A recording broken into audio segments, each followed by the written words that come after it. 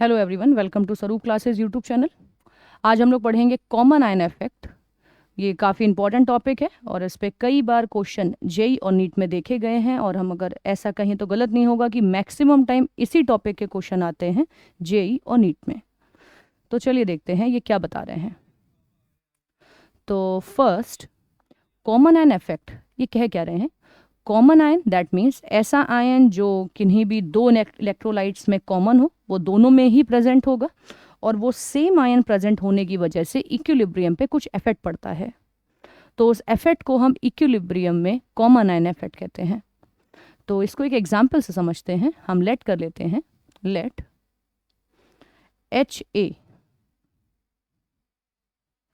B weak acid. Acid या कोई भी आप इलेक्ट्रोलाइट ले सकते हैं, ज़रूरी नहीं है कोई एसिड ही हो, ज़रूरी नहीं है कोई बेस ही हो। अगर वो कोई इलेक्ट्रोलाइट है तो चलेगा। वीक एसिड, ये एक वीक एसिड है, और हमें नॉर्मली पता है कि अगर वीक एसिड अपने एक्वस सॉल्यूशन में पड़ा हुआ है तो ये एक इक्विलिब्रियम मेंटेन कर लेगा, H+ आयन A- आयन देके। तो ये इक्विलिब्रियम ऑलरेडी वर्क कर रही है। अब इस इक्विलिब्रियम में, इस कंटेनर में जिसमें ये इक्विलिब्रियम चल रहा है, मान लेते हैं कि हमने इसमें ऐड कर दिया है, एडिंग एन स्ट्रॉन्ग इलेक्ट्रोलाइट। हम इसमें अगर कोई एक स्ट्रॉन्ग इलेक्ट्रोलाइट ऐड कर दें विद कॉमन आयन, ऐसा इलेक्ट्रोलाइट जिसमें एक आयन कॉमन हो, या तो उसमें H+ होगा या उसमें A- होगा। तो मैं एक स्ट्रॉन्ग इलेक्ट्रोलाइट को मान लेती हूँ, और वो स्ट्रॉन्ग इलेक्ट्रोलाइट हम ले लेते हैं फॉर एग्जाम्पल HCl। ये एक एसिड है, ये स्ट्रॉन्ग है।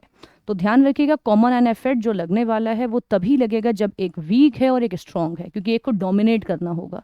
तो अगर हमने वीक इलेक्ट्रोलाइट में एक स्ट्रॉन्ग इलेक्ट्रोलाइट डाला है, क्योंकि अगर वीक में कोई स्ट्रॉन्ग नहीं डाल रहे हैं तो एक हमें कोई ज़्यादा डोमिनेटिंग इफेक्ट नहीं देखने को मिलेगा। तो ये वीक इलेक्ट्रोलाइट था HA, हमने इसमें कॉमन आयन वाला स्ट्रॉन्ग इलेक्ट्रोलाइट डाला है। तो कुछ वर्ड्स को मैं हाईलाइट कर देती हूँ जो इंपॉर्टेंट है। पहला, ये वीक एसिड, या हम कह सकते हैं इन जनरल वीक इलेक्ट्रोलाइट हो सकता है, तो ऐसा रहेगा। देन इसमें हमने एक स्ट्रॉन्ग इलेक्ट्रोलाइट डाला है, और ये बात ध्यान रखनी होगी उसमें एक कॉमन आयन होना चाहिए। ये इंपॉर्टेंट बातें हैं। अब अगर हमने HCl डाल दिया है, अब देखते हैं ये इफेक्ट क्या डालेगा, क्या फ़र्क पड़ेगा इससे, और क्या दिक्कत होगी या क्या इफेक्ट आने वाला है। तो पहली बात, HCl एक स्ट्रॉन्ग इलेक्ट्रोलाइट है, ये तुरंत ब्रेक होके सोल्यूशन में H+ और I- ब्रेक करके दे देगा। क्योंकि ये स्ट्रॉन्ग है तो किसी वे में ये पीछे जाने को तैयार नहीं है, ये स्ट्रांगली स्टैंड करेगा कि मैं H+ आयन ब्रेक करके दे दूं। लेकिन जिस कंटेनर में इसे डाला गया था उस कंटेनर में पहले से ही ये वाली इक्विलिब्रियम चल रही थी जो हमने ऊपर लिखी हुई है। तो एक कंटेनर भी चलिए ड्रॉ कर लेते हैं। मान लेते हैं ये कंटेनर है, इस कंटेनर में ऑलरेडी सोल्यूशन पड़ा हुआ है, और इस सोल्यूशन में इक्विलिब्रियम चल रहा है। ये इक्विलिब्रियम था, यही वीक एसिड वाला जो इसमें चल रहा है। हमने ऊपर से यहाँ पे ऐड कर दिया लेट्स से HCl। जब हमने इसमें HCl ऐड करा तो ये HCl अपने साथ लेके आ रहा है H+ आयन, जिसके चलते H+ आयन जब हम इसमें ऐड कर देंगे तो क्या होगा, HCl ऐड करने से, जब HCl ऐड करा जाएगा, it will increase H+ ion concentration in the equilibrium mixture. तो जो इक्विलिब्रियम मिक्सचर है उसमें H+ आयन बढ़ जाएगा। अब ये इंक्रीज हुआ है तो इसके बारे में हमने बात करी थी एक टॉपिक में जिसका नाम था ली चैटलियर प्रिंसिपल, कि अगर आपने इक्विलिब्रियम को किसी भी वे में एफेक्ट करने की कोशिश करी उन फैक्टर्स को बदल के जिससे उसे फ़र्क पड़ता है, तो इक्विलिब्रियम थोड़ा कुछ अपोज करेगा। तो देखते हैं, ये कंसंट्रेशन बढ़ा है, H+ आयन है एक प्रोडक्ट, तो जब प्रोडक्ट का कंसंट्रेशन बढ़ रहा है तो according to Le Chatelier principle हम ये जानते हैं कि रिएक्शन या इक्विलिब्रियम अपोज करेगा। और मैंने इसे कहा था कि आप इसे न्यूटन की थर्ड लॉ की तरह मान सकते हैं, every action have equal and opposite reaction. तो आपने कंसंट्रेशन प्रोडक्ट का बढ़ाया है तो इसका अपोजिशन होगा कि प्रोडक्ट का कंसंट्रेशन घटेगा, और प्रोडक्ट का कंसंट्रेशन कम करने के लिए रिएक्शन को जाना होगा बैकवर्ड डायरेक्शन में।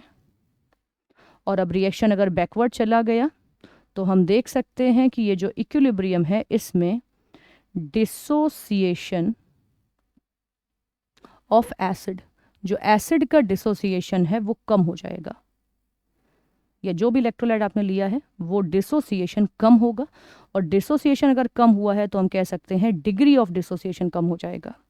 तो डिग्री ऑफ डिसोसिएशन कम हो जाएगा यहाँ पे जब हम यहाँ पे एसिड को ऐड कर रहे हैं।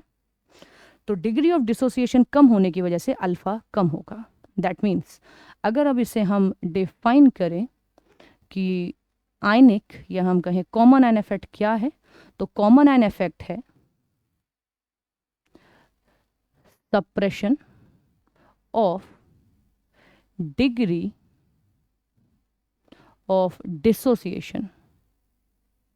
suppression, या आप suppression की जगह चाहें तो लिख सकते हैं decrease in the degree of dissociation, suppression of degree of dissociation when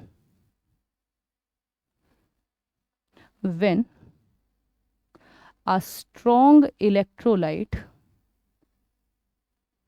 is added to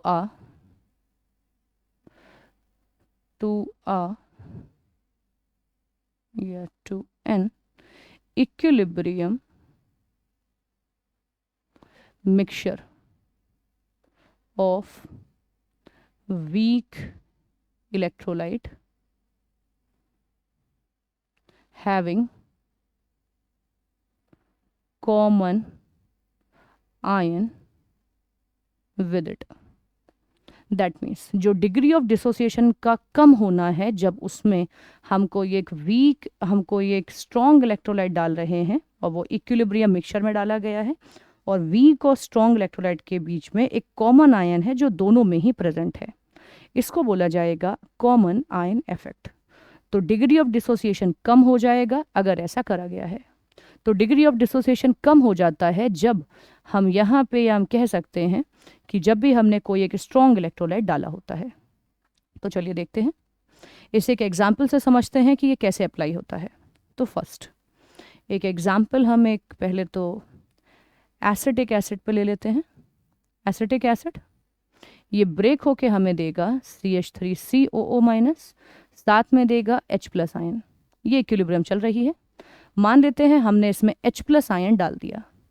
अगर हमने इसमें ऐड कर दिया HCl या कोई भी स्ट्रॉन्ग एसिड जिसके चलते H+ का कंसंट्रेशन बढ़ जाएगा, H+ का कंसंट्रेशन बढ़ जाएगा तो रिएक्शन मूव करेगी बैकवर्ड डायरेक्शन में, जिससे डिग्री ऑफ डिसोसिएशन कम हो जाएगा।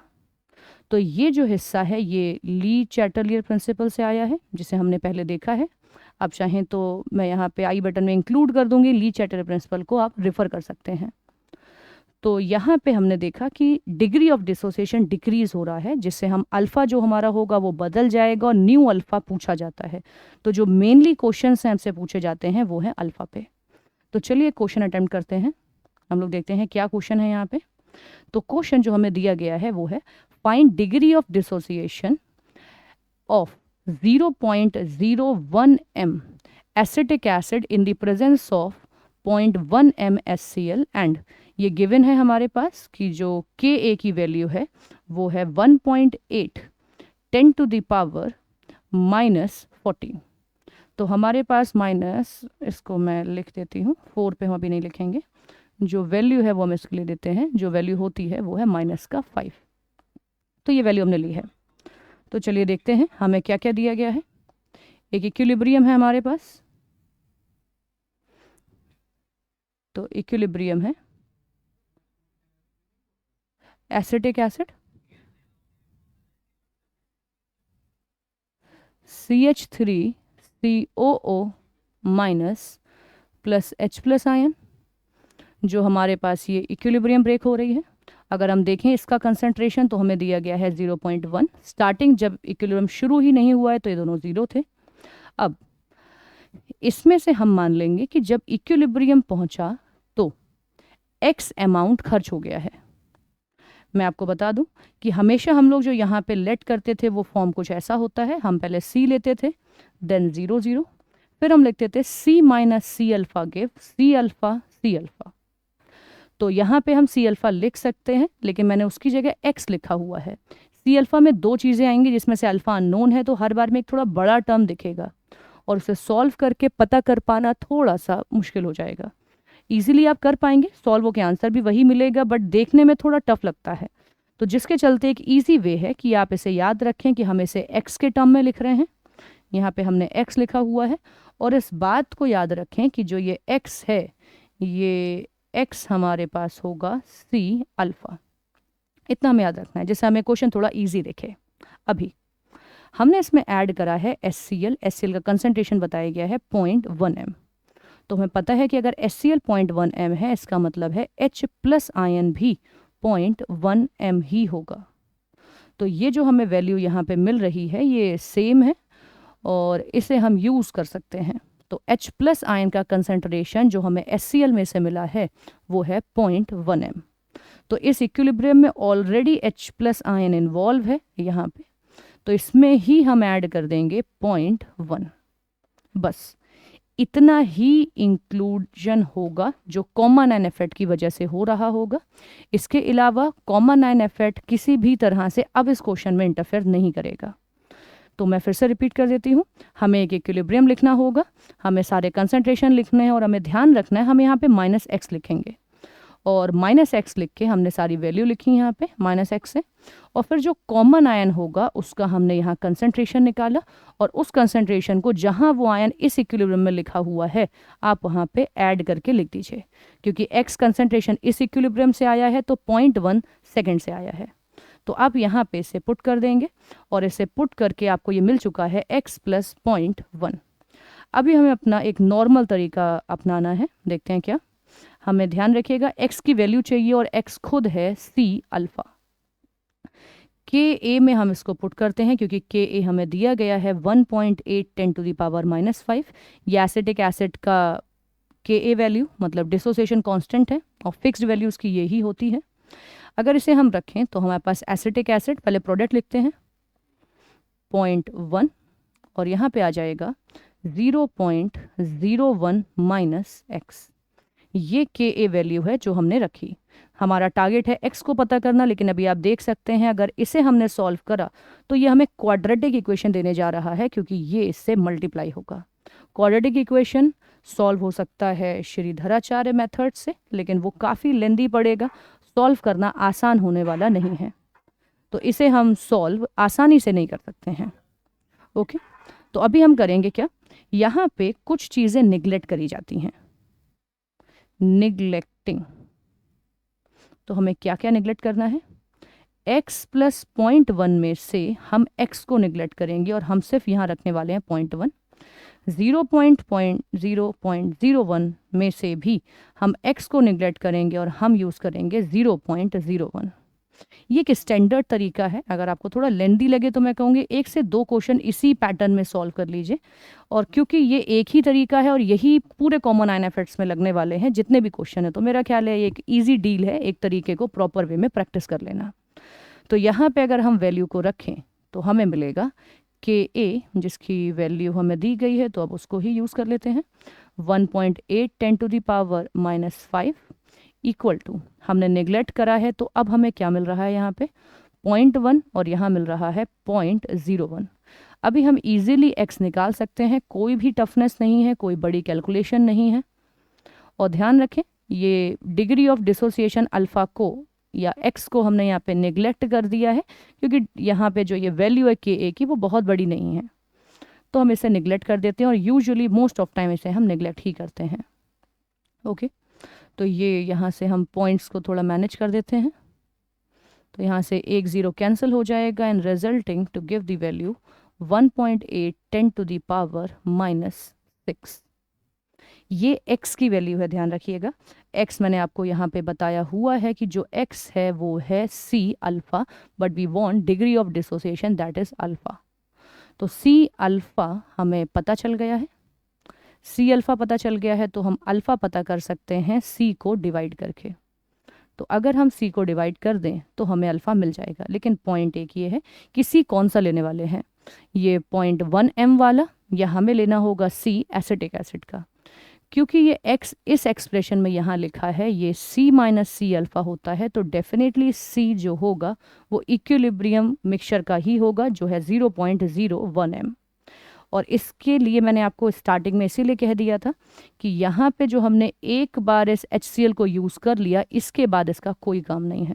तो बस आप इससे कॉमन आयन निकाल के वहाँ ऐड करके लिख देंगे, फिर कोई इन्फॉर्मेशन हमें वहाँ से चाहिए ही नहीं, हमें कोई भी ज़रूरत नहीं है उस कंसंट्रेशन की।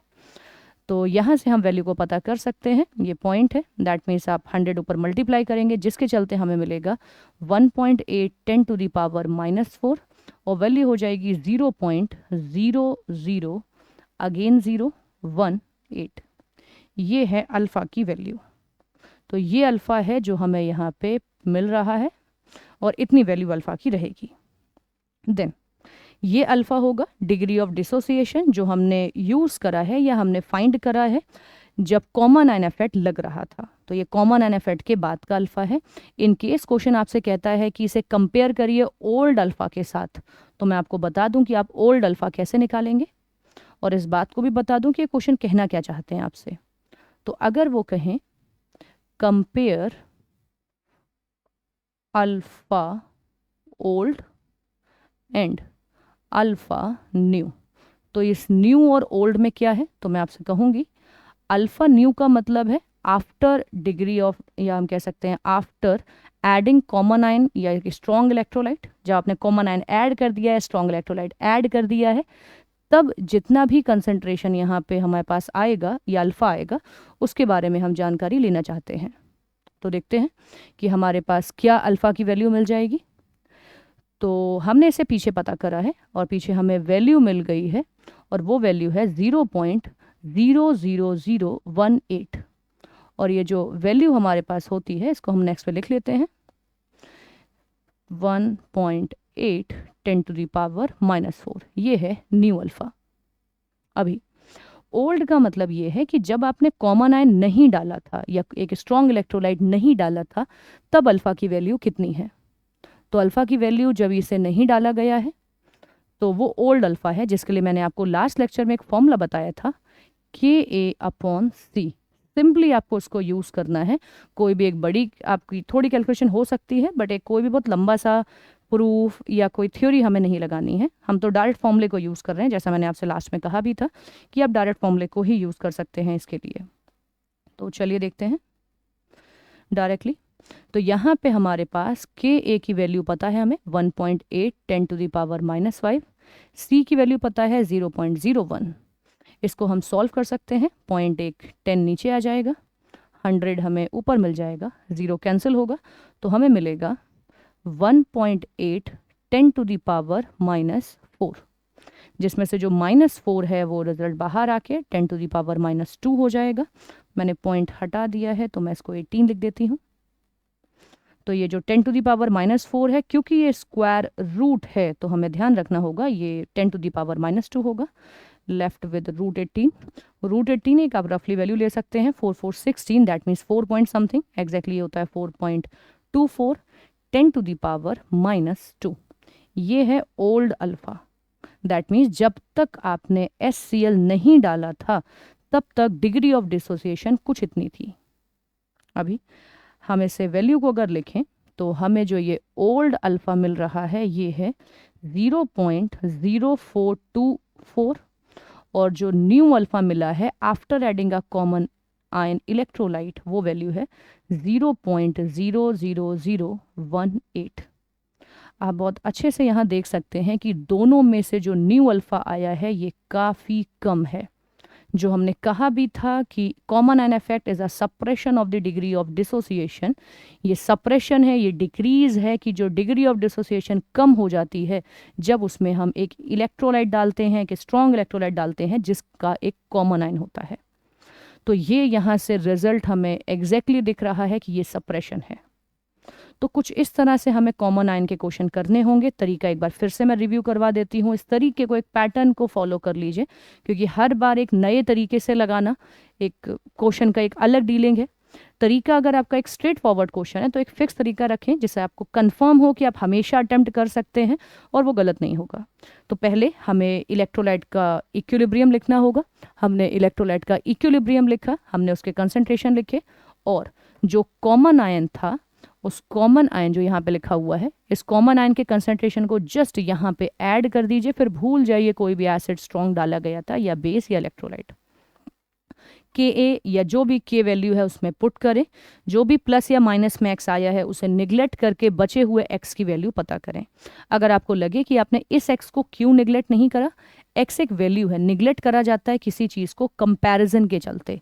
अगर कोई चीज़ बहुत स्मॉल है बट यहाँ कोई कंपैरिजन नहीं है तो उसे निगलेक्ट नहीं करा जाएगा। हमने यहाँ से एक्स की वैल्यू निकाली, एक्स था सी अल्फ़ा, हमने अल्फ़ा निकाला, अल्फ़ा को हमने चेक लिया और कंपेयर करा कि ये ओल्ड और न्यू अल्फ़ा में कंपैरिजन पता चला कि नया अल्फ़ा बहुत कम है ओल्ड वाले से। दैट मीन्स इक्विलिब्रियम इफेक्ट हुआ है, वो बैकवर्ड डायरेक्शन में गया है, जिससे डिग्री ऑफ डिसोसिएशन एक ड्रास्टिक वे में चेंज है। आप देख सकते हैं ये -2 -4, दैट मीन्स 100 टाइम्स का अंतर है, और विद दी कुछ वैल्यूज जो 4 पॉइंट है वो 1 पॉइंट है। तो ये था कॉमन आयन इफेक्ट, इससे हमने देखा। बाकी भी और क्वेश्चंस देखेंगे कॉमन आयन इफेक्ट के जब हम सॉल्युबिलिटी प्रोडक्ट पढ़ लेंगे, क्योंकि सॉल्युबिलिटी प्रोडक्ट में भी कॉमन आयन इफेक्ट कई बार यूज़ करा जाता है और उसके क्वेश्चन भी कई बार अगर होते ही जा रहे हैं रिपीटेटिव वे पे, तो वहाँ पे भी हमें कॉमन आयन इफेक्ट को रिपीट करना होगा। ओके, सो नेक्स्ट लेक्चर में मिलते हैं जिसमें हम बफर सोल्यूशन और हाइड्रोलिसिस ऑफ सॉल्ट्स के बारे में देखेंगे। Okay, thank you for watching.